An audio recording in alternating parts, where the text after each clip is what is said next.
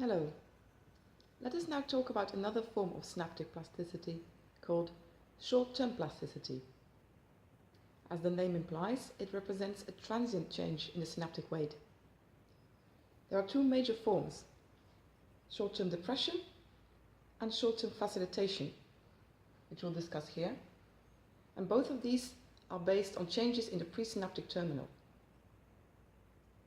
For example, for short-term facilitation, it is believed that there is a transient increase in the strength of the synapse due to the increase in readily releasable neurotransmitter in the presynaptic terminal due to calcium influx right after a spike. So such short-term facilitation can be represented with a simplified model based on these studies here from Zodix and Markman, where U represents the amount of readily releasable neurotransmitter anytime, which is increased every time there is a spike with the amount capital U, which varies between 0 and 1, depending on how much was already made releasable right before the spike. When there is no spiking,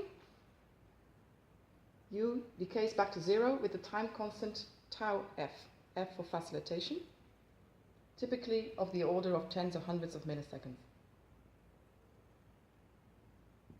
The synaptic weight at that time is then simply the product of the readily releasable neurotransmitter right after the spike times the maximum value of the weight at that time, W fixed.